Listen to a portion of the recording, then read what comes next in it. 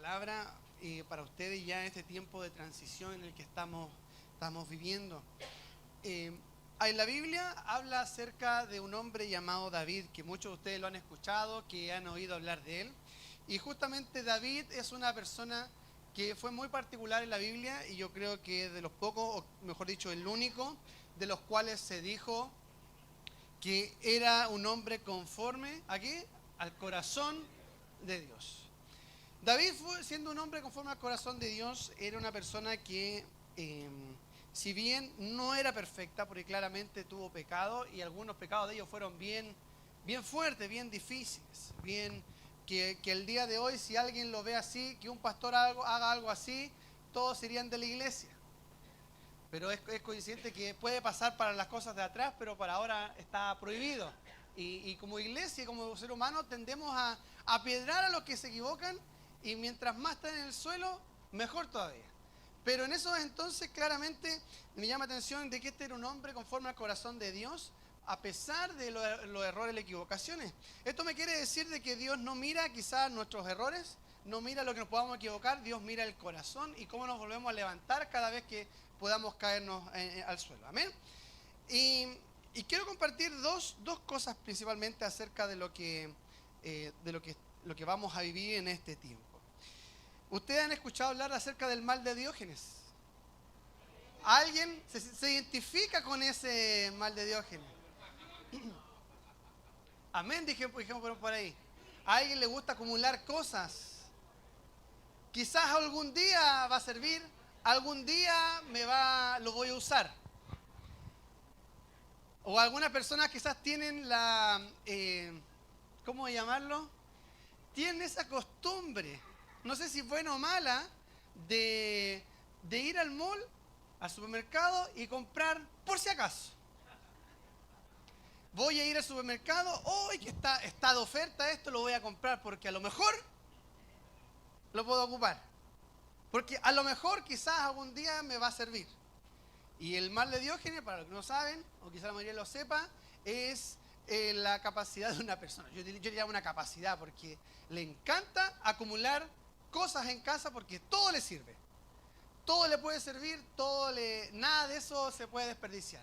Entonces de repente ve las piezas, las casas llenas, pero absolutamente llenas de cosas que no se deshace nada de eso. Y cuando le dicen a alguien, le voy a sacar esto, lo voy a botar, no lo saque porque eso me puede servir.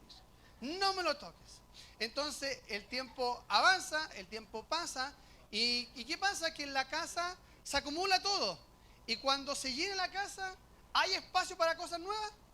No, porque siempre están acumulando una cosa sobre otra. Entonces, yo estoy hablando de estas cosas que pasan en otras iglesias, porque aquí no hay ni uno con ese mal, con eso. No hay ningún Diógenes en este lugar. Mire, ¿por qué parto diciendo esto?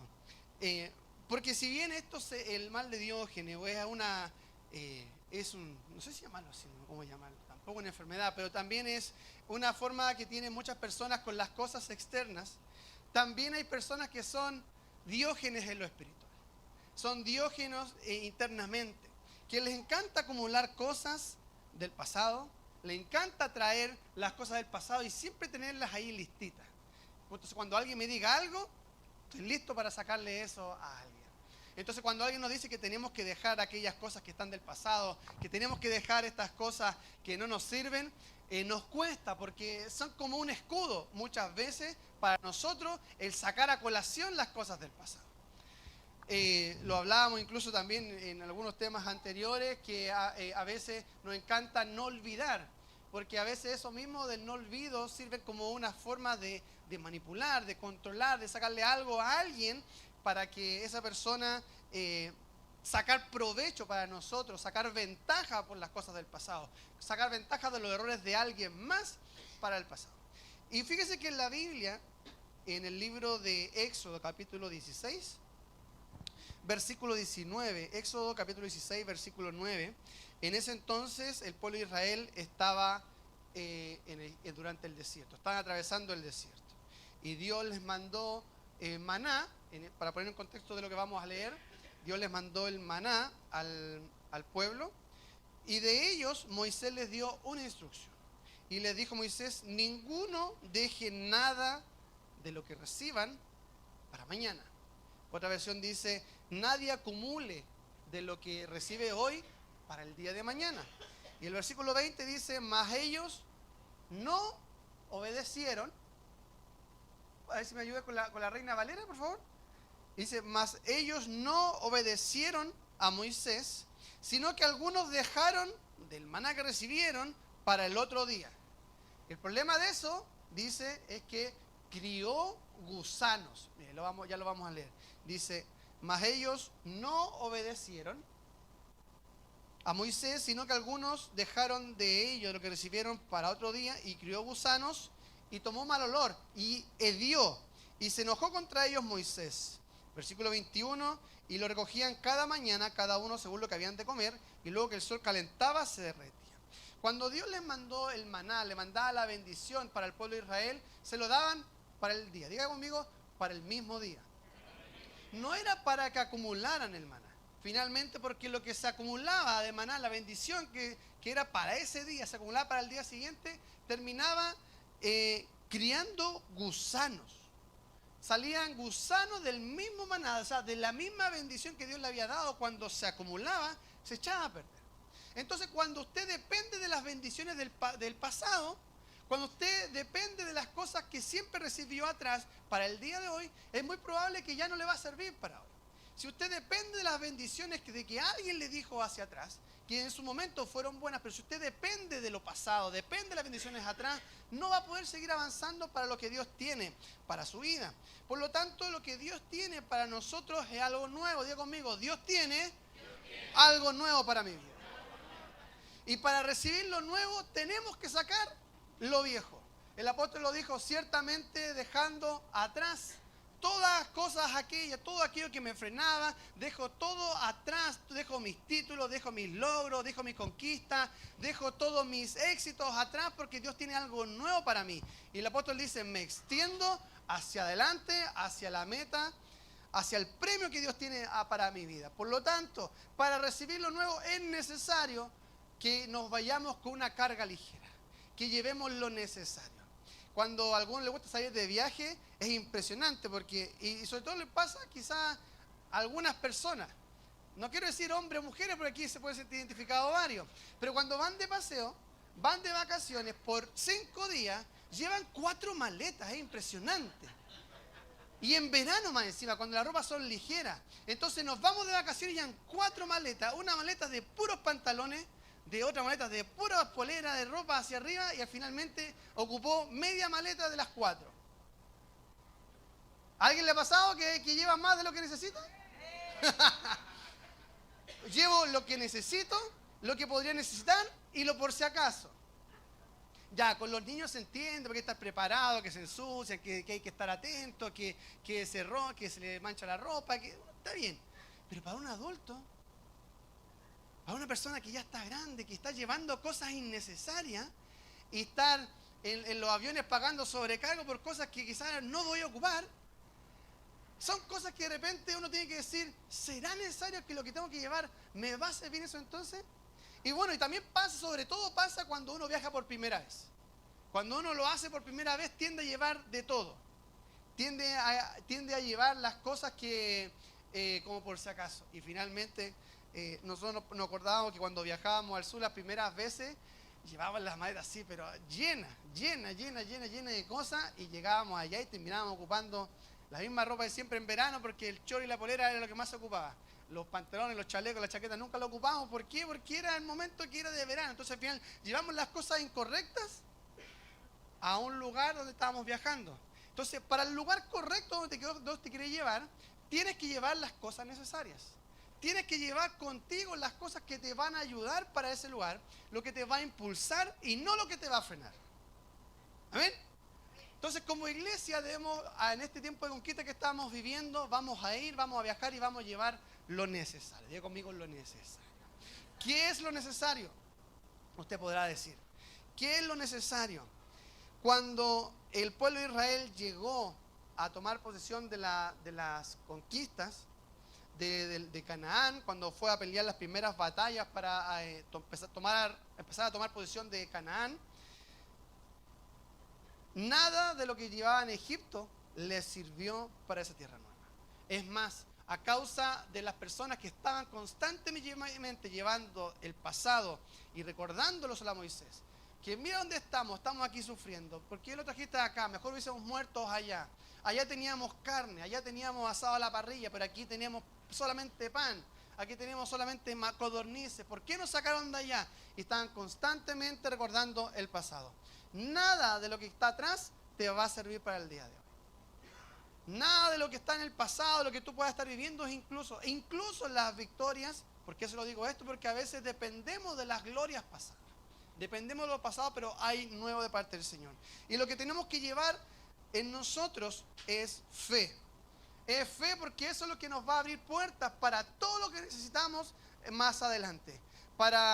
Me llegó mucho lo que dijo el pastor Ángelo cuando nos ministraba. Dentro de las cosas que dijo fue que cuando Dios te va a dar un sueño, Dios no te va a bajar una planilla Excel para que entiendas el sueño que Dios quiere hacer con tu vida. Y yo me sentí tan identificado porque yo soy muy cuadrado. Pablo también dijo, también sí, porque cuando Dios me quería dar un sueño, cuando Dios quería hacer algo, yo inmediatamente ya recibía algo parte del Señor y sacaba mi computador y empezaba a sacar cálculos. Y comenzaba a sacar probabilidades con las cosas que tenía yo en mi alcance, con las probabilidades que yo tenía a mi mano. Entonces, cuando llegaba ese momento, cuando me llegó, yo decía, hoy pensar que yo era así. Hace años atrás, yo cada vez que Dios me decía algo, y sacaba todas las probabilidades. ¿Va a ser pastor? No, yo no voy a ser pastor porque me falta esto otro, y no me cuadra. Señor, no me cuadra que yo pueda ser pastor. ¿O va a ser líder de casa de paz? No, porque la gente no me escucha, no hablo bien, me cuesta, no sé mucho la Biblia. Y mi Excel me decía, no voy a poder ser líder de casa de paz. Entonces siempre yo tenía como el Excel como un filtro de todas las cosas que Dios me quería hacer. Hablando naturalmente y espiritualmente, ¿cierto? ¿Se entiende? Entonces cada vez que Dios te da un sueño, Dios no nos va a siempre explicar las cosas. Simplemente nos va a decir que así va a ser. Cuando Dios le dio la promesa a Abraham de que iban a ser una grande multitud y que mirara al cielo y que decirle que así va a ser tu descendencia, como las estrellas del cielo, como las arenas del mar, ¿verdad? Que va a ser incontable. Dios no le dijo, mira, lo voy a hacer así. Primero van a ser un bebé, después van a ser esto otro, después va a ser 12 tribus. Nunca se lo dijo, simplemente le dio una promesa. ¿Y qué hizo Abraham? Creyó. Simplemente creer. Para las promesas de Dios no necesitamos un Excel, necesitamos creer.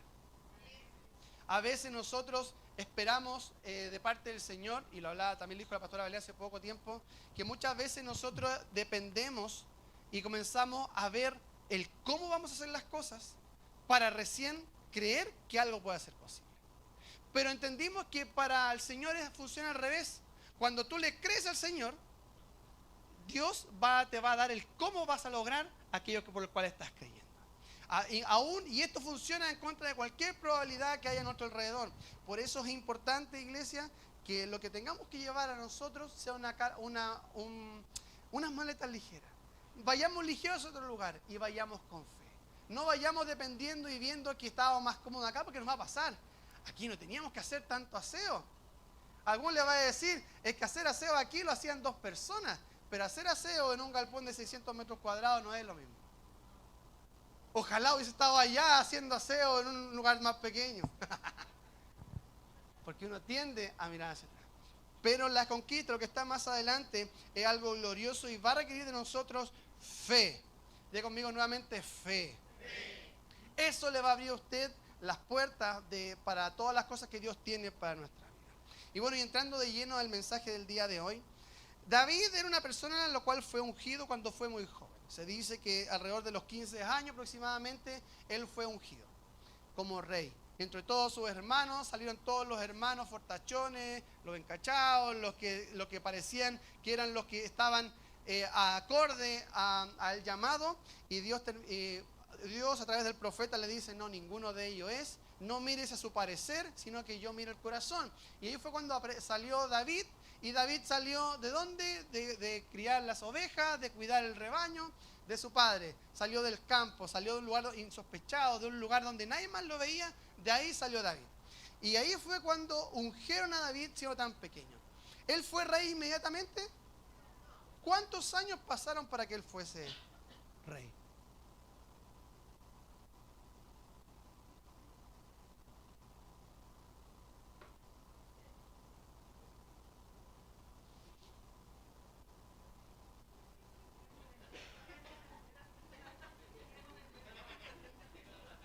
¿Cuántos años pasaron para que él fuese ungido?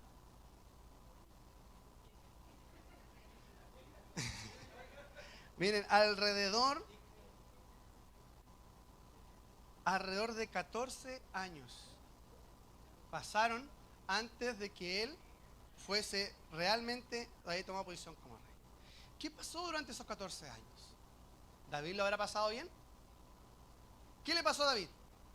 A ver, participemos todos. ¿Qué le pasó a David cuando durante esos 14 años? Fue de cueva en cueva. La famosa cueva de Adulam, ¿se acuerdan? Pasó durante ese proceso. ¿Y por qué estuvo en una cueva? Porque fue perseguido. Incluso el mismo Saúl, el rey Saúl, lo perseguía y lo quería matar.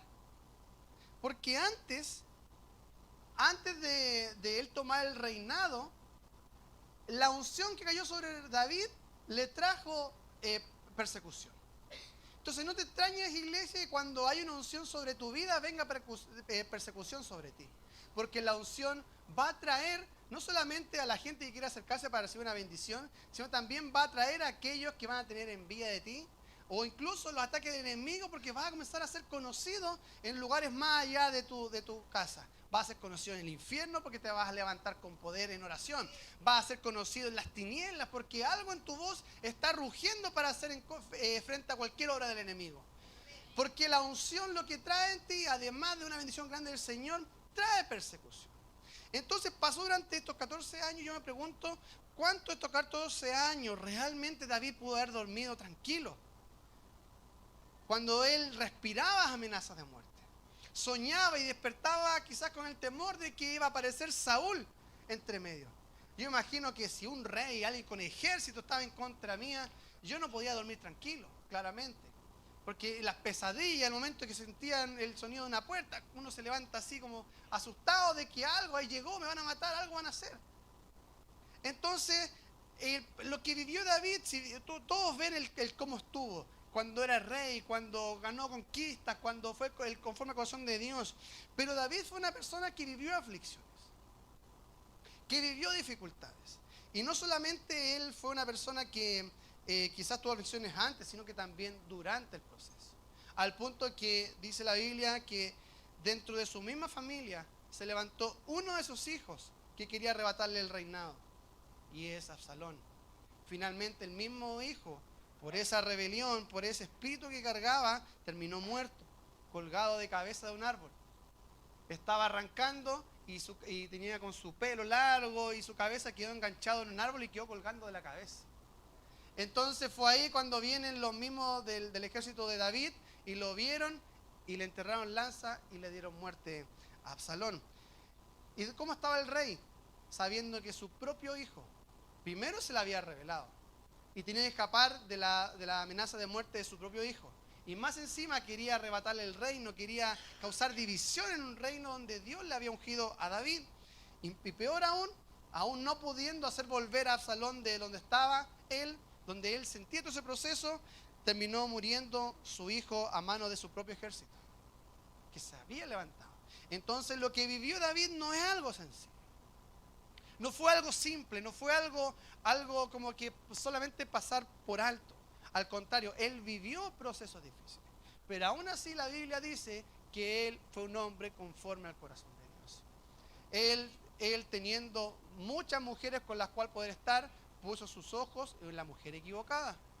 Y quiso quitarle, arrebatarle la mujer de otro hombre de su ejército. Y peor aún, para quedarse con esa mujer, mandó a matar al esposo, como para ocultar todo y que, no, aquí no ha pasado nada, murió en batalla, justo me le quedé con él. Entonces, ¿qué pasó? Después tuvo un hijo, el hijo que había quedado de esa mujer murió también, pero aún así, David fue un hombre conforme al corazón de Dios. Luego viene el profeta y lo confronta.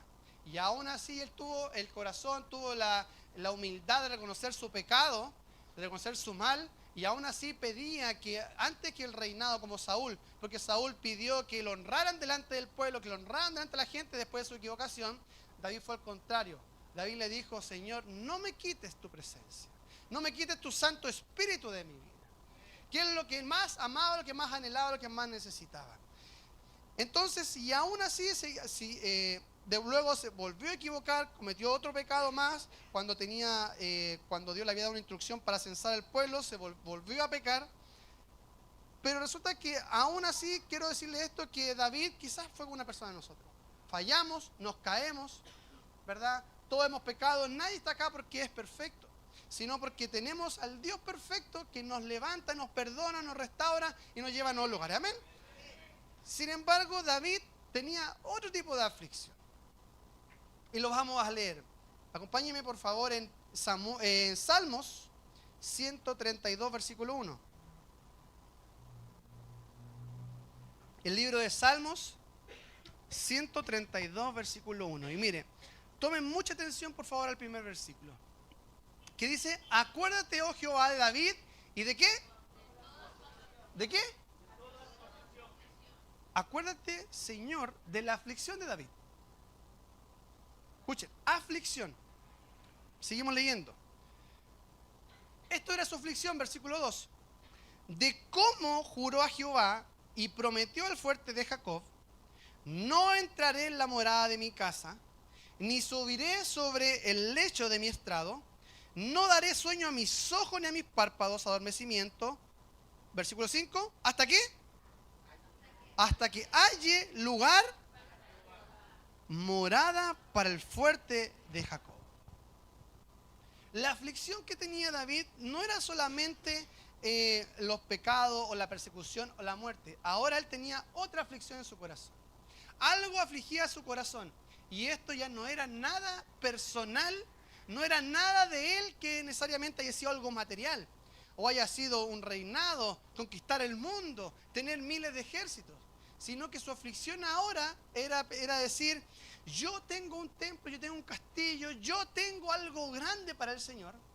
Yo tengo algo grande que es mío, yo tengo un reinado, tengo dinero, pero la casa del Señor no está construida.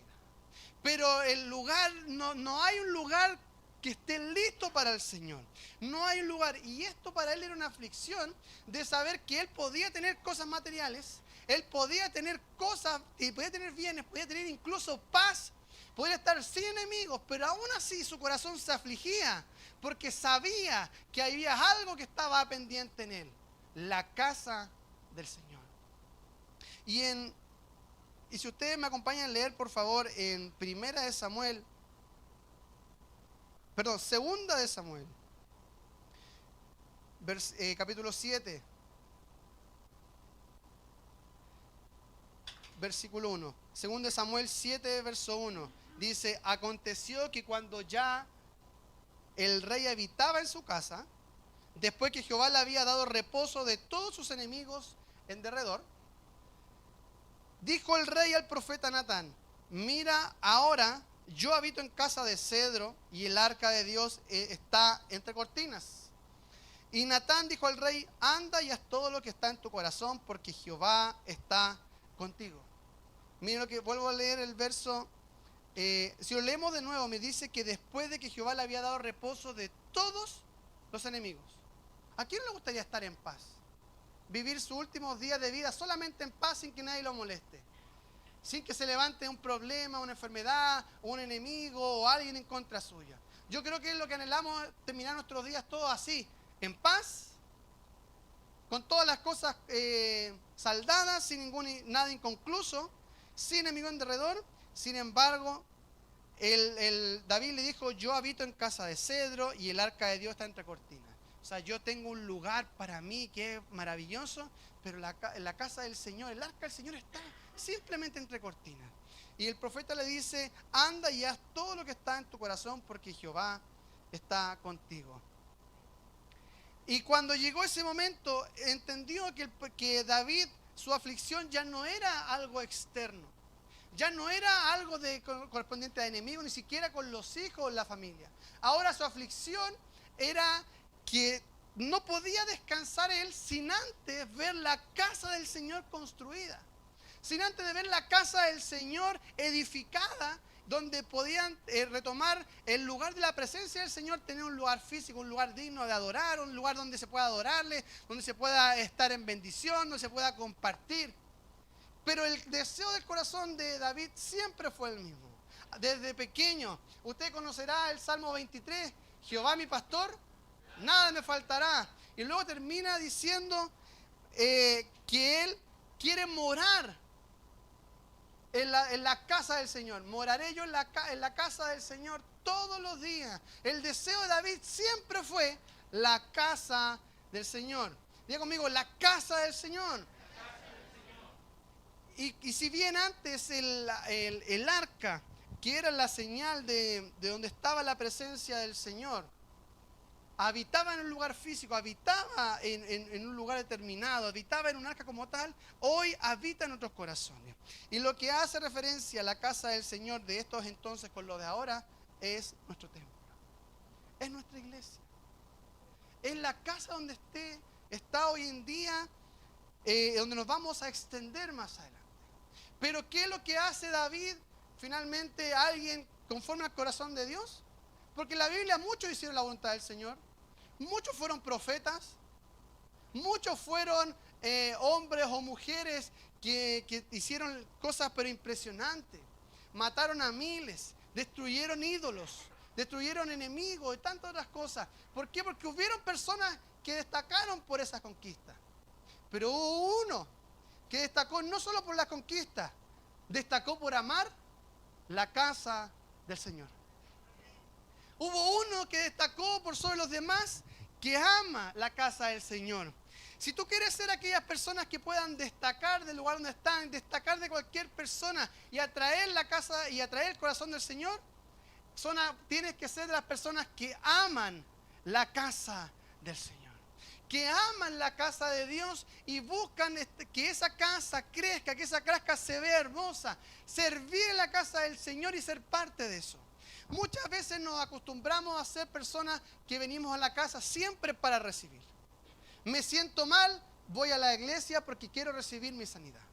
Voy a la iglesia porque quiero recibir mi restauración. Voy a la iglesia porque sé que ahí me voy a sentir bien, voy a cantar, voy a adorar y me voy a sentir bien. Y eso está correcto, porque aquí en la casa hemos sido libres. Aquí en Visión de Cristo, o cuando usted ha estado en tiempo de angustia, Dios le ha dado paz, ¿o no? Dios nos ha dado salvación, Dios nos ha dado restitución, Dios nos ha dado restauración, Dios nos ha dado la capacidad de volver a soñar, nos ha permitido volver a hacer las cosas, nos ha volver a creer, nos ha restaurado el matrimonio, ha restaurado la familia, ha traído a nuestros hijos al reino. Entonces en la casa del Señor hay milagros. Pero lo que David más amaba no era en lo externo, sino que lo material, que el templo haya sido una casa para el Señor, un lugar donde puedan habitar los hermanos juntos. Y eso es lo que hace la diferencia de una persona con otra. Que hay unos que van a la iglesia que aman al Señor, pero también hay otros que aman al Señor y también aman la casa del Señor, aman ver que ese lugar puedan hacer grandes cosas para que otros conozcan del Señor, para que otros conozcan más del Señor y puedan conocer más de Él. Y cuando alguien se enamora de la casa del Señor, está dispuesto a todo. Está dispuesto a todo. Aquellos que aman al Señor tienen sentido de pertenencia. Porque no van a un lugar y dicen, yo simplemente voy a ir a una iglesia. No, yo voy a ir a mi casa. No sé usted, pero Visión de Cristo no es una iglesia, es mi casa. Usted debe sentir, ¿sabe qué? Que el templo, que la casa donde usted está, si está aquí, si está en Serena o está en otro lugar, debe entender que el lugar donde Dios lo plantó es su casa. Y la debe amar con toda su fuerza. La debe defender con toda su fuerza, con toda su energía. Debe defenderla. A ver, ¿estás hablando mal de mis pastores? ¿Estás hablando mal de mis líderes? está hablando mal de mi líder de jóvenes. No, no, no, no, no. Mira que harto le costó levantar un templo, una casa del Señor, como para que más encima estés hablando y votando en la casa del Señor. No, no, no. Él quizás no está escuchando. Quizás Dante no me está escuchando, pero yo voy a defender su espalda. Yo voy a defender, ¿por qué? Porque es las personas que han puesto Dios en esa casa para poder levantar un lugar de adoración para el Señor. Por eso usted, iglesia, debe amar la casa del Señor y defenderla. Debe tener celo por la casa del Señor y defender con todo la casa donde Dios le puso en este tiempo. Amén. Luego llegó el momento en donde él ya se encontraba. Aquí leemos de que más adelante, aquí en 2 Samuel, usted puede ver, usted cuando lo lee en casa, de que Dios le habla a David y le dice a través del profeta: haz todo lo que está en tu corazón. Haz lo que está en tu corazón. Y así va a acontecer. Y luego, cuando él recibió esa confirmación de parte del Señor, en 1 Crónicas 29, 1 Crónicas 29, versículos 1, luego David ya tenía la instrucción de parte del Señor. Le dices: tú no vas a construir mi templo, sino que lo va a hacer tu hijo Salomón. Que sus manos, bueno, la historia contaba de que sus manos habían derramado, tenían mucha sangre en sus manos, y quien necesitaba construir el templo ya no era él, sino que era alguien más, que era Salomón, su hijo. Pero eso no desanimó a David. No desanimó que él quizás no pudo haber construido como tal, sino que él amaba tanto la casa del Señor que aún sus bienes puso a disposición del Señor. Y dice así: después dijo el rey David a toda la asamblea, a toda la iglesia: solamente a Salomón mi hijo ha elegido Dios. Él es joven y tierno de edad, y la obra es grande. Porque la casa no es, ¿para quién? La casa no es para hombre. El templo donde usted va a estar no es para un hombre. No es para llamar la atención de más personas. No es para uno sentirse como: wow, aquí venimos nosotros, vamos a demostrar al mundo que nosotros también podemos. Dice: esta casa no es para hombres, sino para Jehová Dios. Yo con todas mis fuerzas, diga conmigo, con toda mi fuerza. Con todas mis fuerzas he preparado para la casa de mi Dios oro para las cosas de oro, plata para las cosas de plata, bronce para las de bronce, hierro para las de hierro y madera para las de madera. Y piedras de ónice, piedras preciosas, piedras negras, piedras de diversos colores y toda clase de piedras preciosas. Y piedras de mármol en abundancia. Pero además de esto, por cuanto tengo mi afecto en la casa de mi Dios, o sea, por cuanto tengo un amor en la casa del Señor, yo guardo en mi tesoro particular, ¿qué dice? Oro y plata, que además de todas las cosas que he preparado para la casa del santuario, he dado para la casa de mi Dios. Imagínense que era, bueno, que él tomaba su reinado o donde estaba él trabajando, tomó todo eso para el bien de la iglesia, para el bien de la casa del Señor. Pero además de su tesoro personal. Era como que si usted es dueño de una empresa y a través de su empresa quiere bendecir la casa del Señor, pero además de eso, además de la empresa, también de sus propios bienes personales, quiso también apartar para la casa del Señor de sus bienes para construir este templo. Y luego dice, versículo 4, 3.000 talentos de oro de Ofir, y 7.000 talentos de plata refinada para cubrir las paredes de las casas. Oro pues para las cosas de oro, y plata para las cosas de plata, y para toda la obra de las manos de los artífices. Y luego le pregunta al pueblo: ¿quién quiere hacer hoy ofrenda voluntaria a Jehová? Y me llama mucho la atención que David no les dice: ustedes tienen la obligación, como son parte de esta iglesia, parte de este reinado, tienen la obligación de hacerlo. Sino al contrario, él les dice: ¿quién ha de hacer hoy ofrenda voluntaria al Señor? Versículo 6 dice: entonces los jefes de la familia y los príncipes de las tribus de Israel, jefes de millar y de centenas, con los administradores de la hacienda del rey, ofrecieron obligatoriamente. No, voluntariamente, y dieron para el servicio de la casa de Dios 5.000 talentos y 10.000 dracmas de oro, 10.000 talentos de plata, 18.000 talentos de bronce y 5.000 talentos de hierro. Y todo el que tenía piedras preciosas las dio para el tesoro de la casa de Jehová en mano de Jehiel Gersonita. Y se alegró el pueblo por haber contribuido voluntariamente, porque de todo corazón ofrecieron a Jehová. ¿Cuál es la clave de todo esto? ¿Dónde está la bendición en todo esto? Cuando tú lo haces de todo tu corazón y lo haces de forma voluntaria. Cuando venimos a la casa del Señor y podemos traer al Señor y que mis bienes de forma voluntaria para el Señor, podamos hacer que esto sea de bendición para el Señor, hay una doble recompensa sobre ti.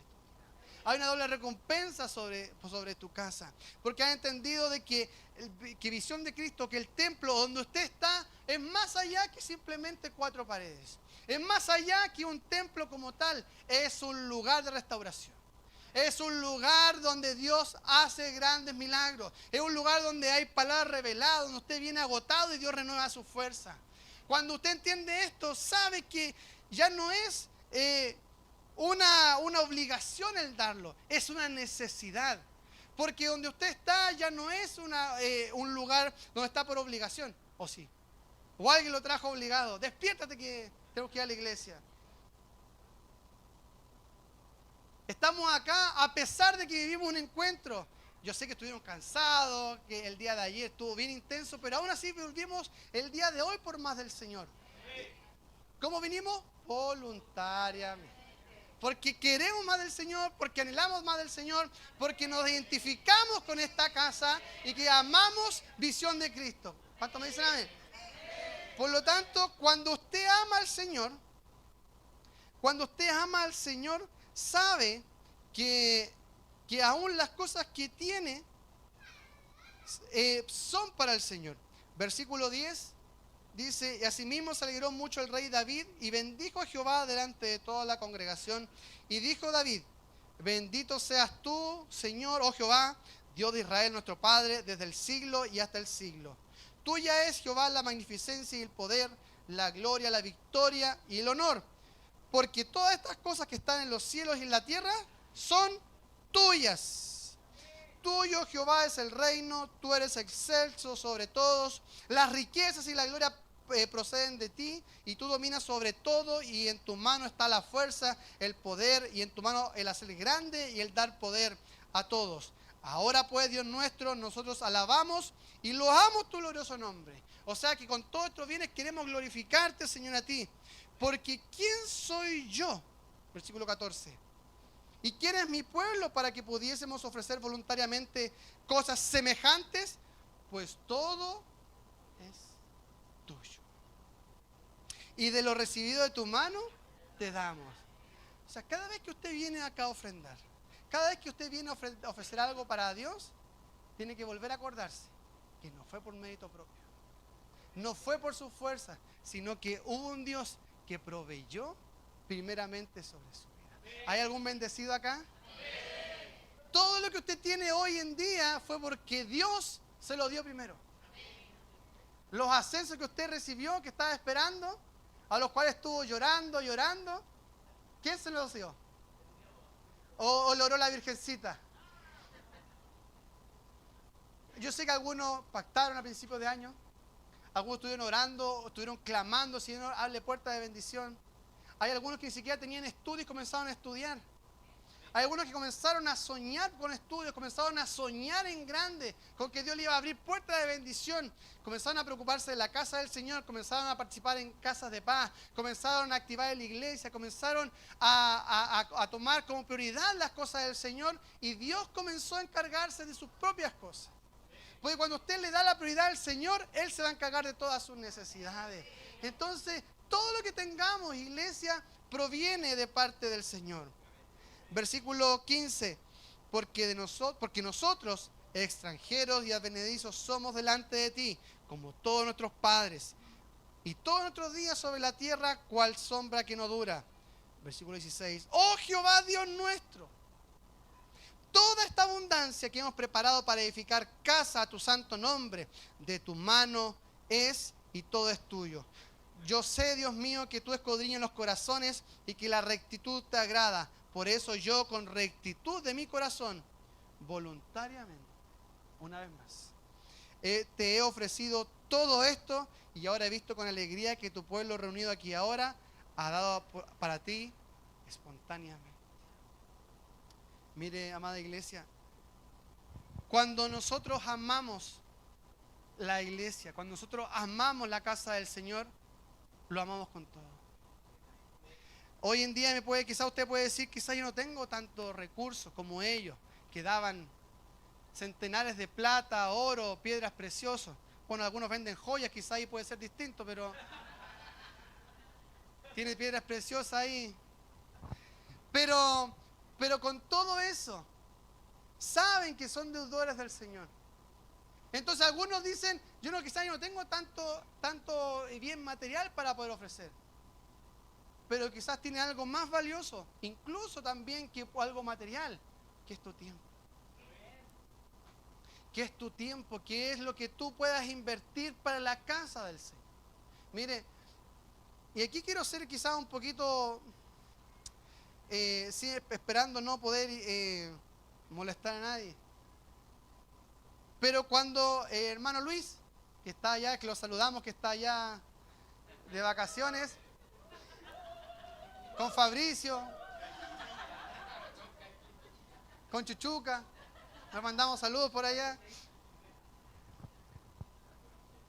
Mire, ellos con Jack están a cargo de ver el calendario de aseo. Mire, me voy a contar algo muy sencillo. Cada casa de paz tiene a cargo un día de aseo, ¿cierto? Los miércoles. El Gatoncito, ¿cuántos son en su casa de paz? 16. Ya. Claudio, en su casa de paz, ¿cuántos son? Ale, 14. Laverito, en su casa de paz, ¿cuántos son? 15. Wow. Imagínense, ya tenemos 45 y 50 personas solamente entre casa de paz. ¿Cuántos vienen a hacer aseo con ustedes, Gastoncito?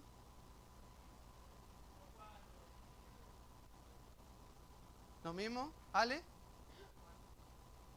4 menos 2.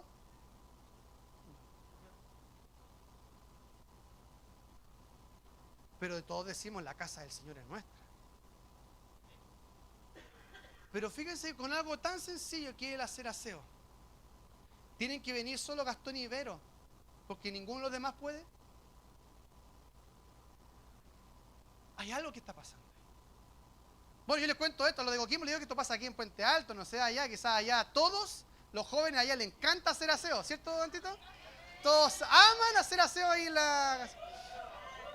¿Viste? Si esto pasa aquí en Santiago, en regiones distintas.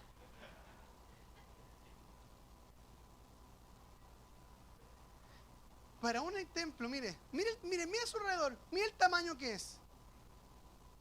Con 17 personas en la casa de paz y tienen que venir 2 a hacer aseo. Porque los demás nunca pueden. ¿Se imaginan a Gastón y Laverito en 600 metros cuadrados? Barriendo, pasando trapo, aspirando. Pero lo más increíble es que todos decimos que amamos al Señor y amamos su casa. Vamos a un lugar nuevo, vamos. Sí, yo soy parte, cuente conmigo. ¿Para qué? ¿Para ir los domingos solamente? ¿O para ser parte de esta historia que estamos marcando en Visión de Cristo? Entonces, claro, porque en un culto es maravilloso decir, amén, Visión de Cristo, nos vamos a otra casa. Sí, cuente conmigo los domingos a las 10:30 hasta la 1. Cuente conmigo los miércoles los cultos. Y casa de paz, ojalá online. Ojalá que sea online la casa de paz. ¿Cuántos son en tu casa, Paulita? 12. Pero que nos gusta la comodidad. Nos gusta recibir, pero no dar. Cuando tiene que hacer aseo, tiene que invertir recursos. ¿Alguien le está pidiendo plata? ¿Le están pidiendo los materiales para aseo? ¿Le están pidiendo escoba, bolsa de basura? ¿Qué están pidiendo? Tiempo.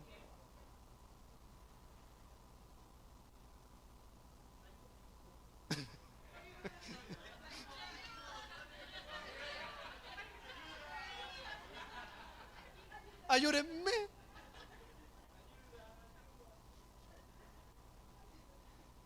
Mire, en cosas tan pequeñas como el aseo, fallamos. En cosas tan pequeñas como el servir, estamos al debe con el Señor. Y aquí ya no se trata de recursos, se trata de tiempo. Se trata de prioridades. Porque cuando necesitábamos del Señor, pucha que teníamos ganas para venir a la iglesia. Cuando usted estaba con necesidad, necesitaba una necesidad de oración de alguien, wow, que teníamos ganas de ir a la iglesia para que Dios me respondiera. Pero cuando le dio paz de sus enemigos, a diferencia de David, quizás se quedó en su sillón, en su berger, con su tele de 55 frente a usted. Al fin tengo lo que necesitaba. Pero David tenía una aflicción mayor, que no era material, que no era un bien, era ver la casa del Señor hermosa. Era ver la casa del Señor construida y donde muchos otros pudieran llegar a ese lugar, a ese templo del Señor. ¿Qué vamos a hacer de este tiempo de aquí en adelante, iglesia, con visión de Cristo, con nuestro nuevo templo? ¿Qué vamos a hacer? ¿Cómo vamos a tomarlo? ¿Cuánto realmente, voluntariamente, vamos a ir a servir al Señor a este nuevo lugar?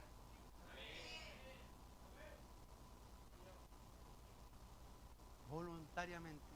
Y espero que sea espontáneo. Que cuando tengamos que ofrecer al Señor, vayamos todos. Que no tenga que venir la Paola llamándolo uno por uno. ¿Por qué no has llegado? ¿Te comprometiste a venir y no llegaste? ¿Por qué? Que el Claudio le dijo y diga, no, si en mi casa van 10, van a ir todos a hacer aseo, van a ir todos a arreglar, van a llevar a un jardinero, y de repente llega el día de, y está el puro Claudio con la Ale.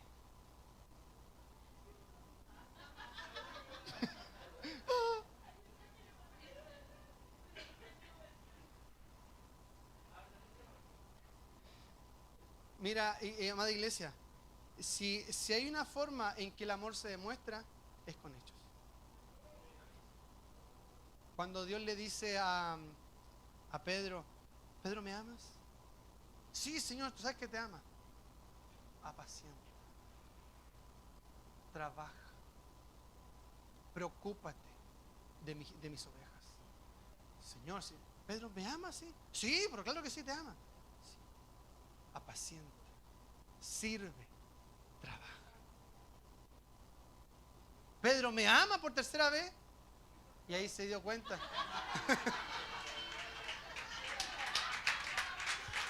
Ese es mi discípulo, ese es mi discípulo. Ese es mi discípulo. Sí. Y lo dijo como con efecto, sí.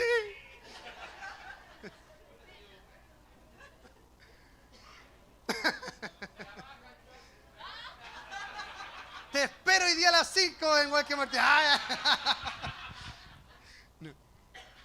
Porque el amor, y Simón Pedro decía, y se entristeció y dijo que sí.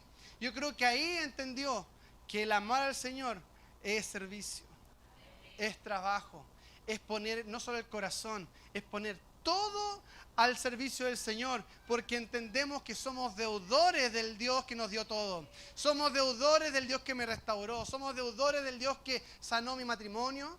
¿Algún matrimonio restaurado aquí?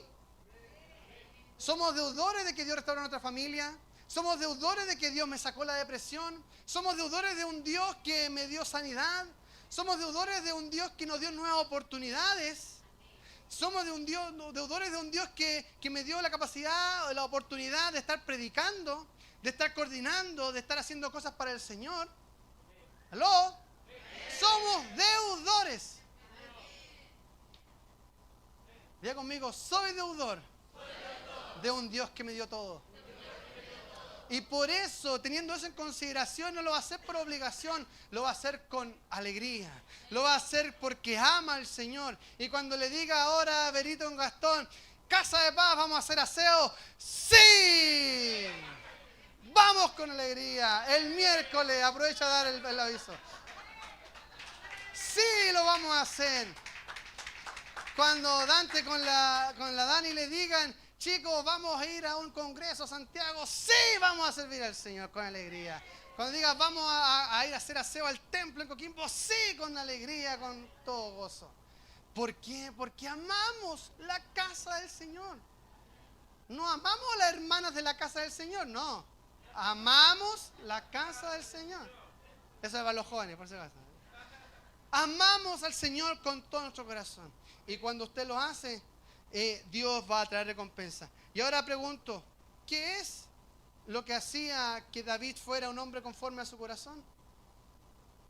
Amaba la casa del Señor por sobre cualquier cosa. A ver si me ayudan con una música ahí de fondo, por favor. La casa de Dios es esto. Esto que usted ve, esto donde estamos todos sentados, donde usted está hoy en día compartiendo con alguien más, donde usted puede llegar, compartir con alguien. Esto es la casa del Señor. Y cuando comenzamos a adorar, cuando comenzamos a recibir un mensaje, una palabra del Señor, vemos cómo el Señor transforma vidas. Vemos cómo en un encuentro como el día de ayer Dios transformó vidas. Dios libertó cautivos, Dios trajo liberación. Fue tan hermoso ver cómo la gente lloraba, impactada de cómo el Señor hacía milagros sobre su vida. La casa del Señor no se trata de las cosas materiales, se trata de lo que pasa adentro de este lugar. ¿Qué ha vivido usted en esta casa? ¿Qué no hemos vivido? ¿Cuántos ministros no han salido de este lugar, de este altar? ¿Cuántos predicadores no han salido de este lugar? ¿Cuántos servidores no han salido de este lugar? Pero hay una cosa que tiene que hacer, iglesia. No te olvides de amar la casa del Señor. No te olvides de todas las cosas que Dios te ha dado y de lo deudor que somos con el Señor. Somos deudores de tanto que Él nos ha dado. Y todo lo que podemos ofrecer hoy es por lo que Él nos dio primero a nosotros. Hoy te quiero invitar, iglesia, a que volvamos a soñar. Vuelve a soñar con la casa del Señor. Ya no solamente tengas tus sueños de recibir tu casa propia, de recibir los materiales, el auto que esperas, el trabajo que anhelas. Te invito a que puedas comenzar a soñar con la casa del Señor. Cuando comiences a soñar por su casa, vas a ver que aún tus anhelos personales se van a cumplir de parte del Señor. Vas a ver cómo tus sueños más íntimos, más profundos van a comenzar a ser suplidos porque tú vas a comenzar a soñar el sueño de Dios. Y quiero contarte esto, iglesia, porque ustedes saben, nuestra próxima semana es nuestro último culto legado. Dame un sobrecito, por favor, Pastorcito. Muchas gracias. Este día vamos a hacer algo especial, este culto de legado. Vamos a vivir un tiempo en donde vamos a estar recordando la historia de nuestra iglesia, vamos a estar recordando lo que Dios ha hecho. Hay cosas que ustedes ni se van a enterar ese día que quizá ni se imaginan lo que hemos vivido. Yo a los hermanos que estaban ayer, los pastores de MSCI, que fueron casi como 20, le contábamos cómo partió la iglesia. Donde está el audio fue la primera iglesia. Bueno, partió en la casa de los pastores, ¿cierto? Luego fue donde está el mala del lado, hasta donde está Freddy, ahí fue. Luego se botó la muralla de allá y fue el culto hacia allá. Se botó la muralla y luego se extendió la iglesia hacia acá. Después se hizo el comedor y así fue creciendo. Pero hay tantas historias que ha pasado y cada una de esas historias se ha permitido gracias a la gente, gracias a ustedes, gracias a las personas que han perdurado los años, gracias a aquellos que han creído en la obra del Señor, han puesto de su tiempo, también de sus recursos para esto. Y la próxima semana vamos a hacer un tiempo especial que se llama Legado y vamos a tener un tiempo en donde vamos a traer voluntariamente nuestras ofrendas para el Señor. Vamos a traer nuestros pactos, nuestros diezmos. Vamos a ofrecer lo mejor que tengamos y que está a nuestro alcance para el Señor. Para que esta casa del Señor, el sueño del Señor, se pueda cumplir. Mire, ¿qué es en pocas palabras? ¿Qué son las ofrendas o las ofrendas de pacto? En términos muy sencillos, son compromisos que hacemos con el Señor a cambio quizás de una respuesta, de una bendición, y generalmente sellamos con una ofrenda. En la Biblia hay algunos ejemplos de esto, que cuando Ana era una mujer estéril, Ana siendo estéril clamó al Señor y le dijo: Señor, dame un hijo, porque ella era estéril. Y Dios vio el clamor de su hijo, pero Ana dijo: si tú me das un hijo, yo te lo voy a entregar para el servicio de Dios, lo voy a entregar para la casa. Y ahí nació el profeta Samuel, de un pacto, de un compromiso de fe que hizo con él. Y podemos hablar de muchos ejemplos más, pero también Jacob prometió dar al Señor el diezmo de todo lo que él iba a recibir si Dios lo bendecía y lo cuidaba en el viaje que iba a hacer trayecto para encontrarse con su hermano Esaú. Y por eso selló su pacto con el Señor.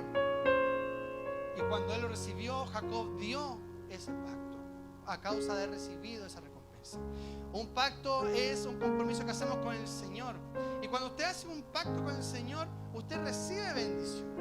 A final del año pasado, terminamos con un culto de pacto, ¿se acuerda? O fue a principio de este año. Hicimos pactos con el Señor, hicimos oraciones, compromisos con el Señor. Y al día de hoy muchos de esos pactos se han cumplido.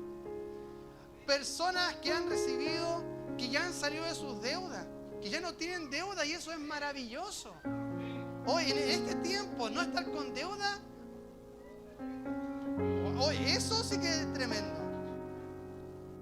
Es difícil, pero tenemos testimonios de personas que hoy en día han recibido bendición de parte del Señor porque pactaron con Él y ya no tienen deudas. Ya no tienen deuda. Yo sé que esto es difícil de creerlo, pero no tienen deuda porque creyeron al Señor y pusieron al Señor primero sobre su vida.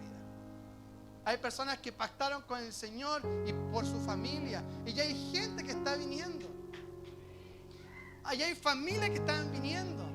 Yo me acuerdo un ejemplo, disculpa que tome el ejemplo, Katy Rivera, llegó ella a la iglesia. Y qué hermoso ver ahora que están sirviendo con Francisco. Francisco sirviendo acá, lo vieron hace poco coordinando. Y pueden haber muchas dificultades, pero son la familia del reino. Cuando tú pactas por el Señor, Dios responde. Cuando tú pactas por el Señor, Él hace las cosas nuevas. Y yo declaro sobre sus vidas, chicos, que ningún mal, ningún diablo se va a levantar en contra de ustedes para botar lo que Dios hizo sobre su vida. Va a venir el mejor tiempo, la mejor temporada sobre su vida, de restauración, de restitución, y van a servir al Señor como familia. Yo y mi casa serviremos al Señor. Yo y mi casa serviremos al Señor, y vamos a ver a ustedes sirviéndolos como familia, y que Dios se va a glorificar en ustedes en el nombre de Jesús. No sé si alguien más lo cree, pero yo y mi casa serviremos al Señor. Con nuestros hijos servimos al Señor. Por eso yo también he querido hacerlos parte, no para que sean mejores que otros. No, yo quiero que ellos sean niños de altares, y lo estamos poniéndolos a ellos. Le decimos: Señor, nuestros hijos te pertenecen. Nuestros hijos te pertenecen. Mire, y cuando estaba preparando este mensaje,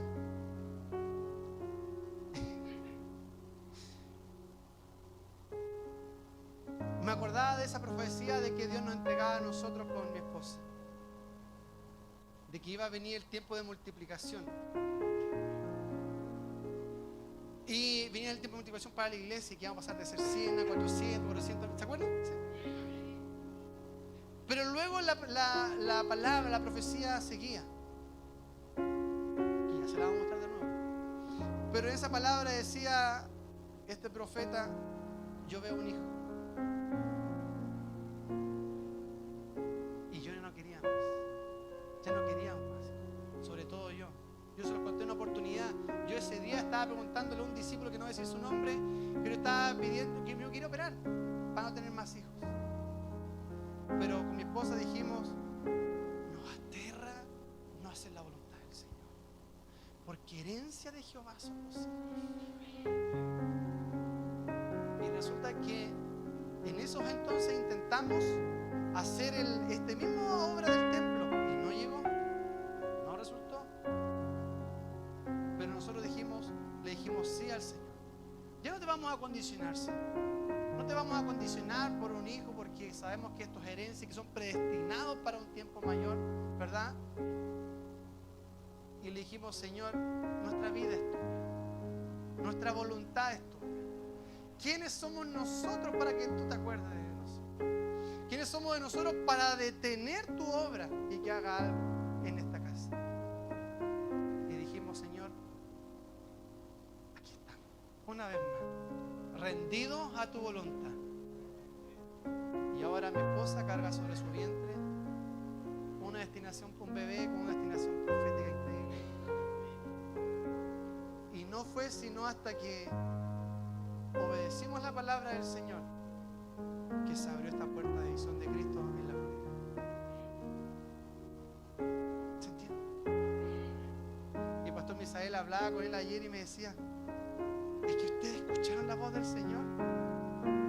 Y todo esto que está viniendo es producto de ser obedientes con una promesa, de ser obedientes con una palabra del Señor. Y yo dije, Señor, una vez más gracias, porque tú miraste en nosotros lo que quizás nosotros ni siquiera nos veíamos nosotros mismos. Pero que se haga tu voluntad y no la mía, que se haga tu propósito y no la nuestra, Señor.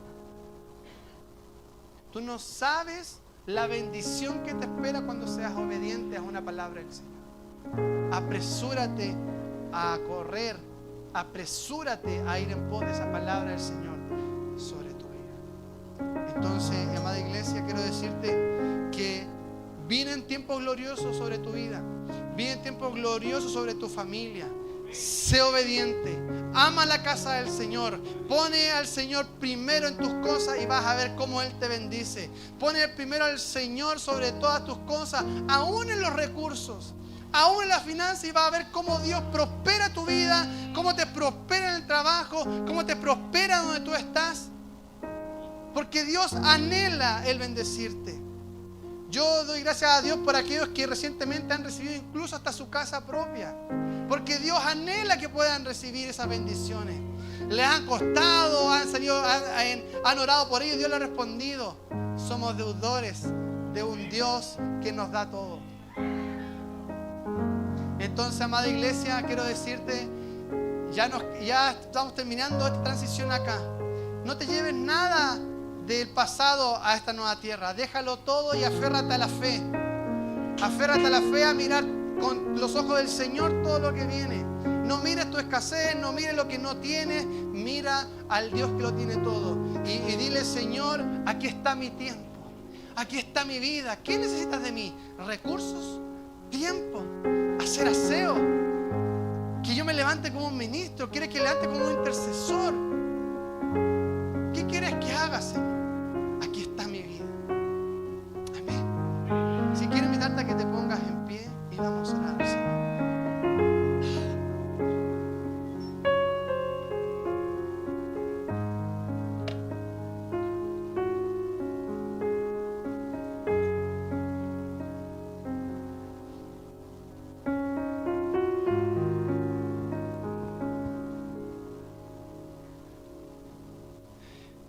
En más de alguna oportunidad yo le dije, Señor, quiero tener el corazón tuyo. Así como David, me encantaría que mi vida, que lo que yo haga pueda agradar tanto tu corazón, que te puedas alegrar de mí en todo momento. Y cuando vi esta palabra entendí que para ser una persona que es de conforme al corazón de Dios, es una persona que ama la casa del Señor, que ama su obra. Y no sé cuántos de aquí se van a levantar para amar la casa del Señor, que no solamente se van a ir para ser un espectador, sino para ser un protagonista de lo que va a acontecer en ese lugar. Voy a ser protagonista con mi tiempo en el aseo, voy a ser protagonista en mi tiempo, en mis recursos en ese lugar. Cuando usted vaya a ese lugar, puede decir: yo puse el jardinero, yo me conseguí el jardinero que hermoseó este lugar con estas plantas hermosas. Yo fui el que donó un par de sillas, el que donó el equipamiento, las luces, que hizo algo para esta casa. Yo soy. Seamos protagonistas de esto, voluntariamente decirle: Señor, aquí está mi vida. Que en el desierto muera el viejo yo, muera aquellas personas que no me van a dejar conquistar, y que avancemos los que están dispuestos a ser tratados por el Señor con todo para ese nuevo tiempo de conquista. Amén.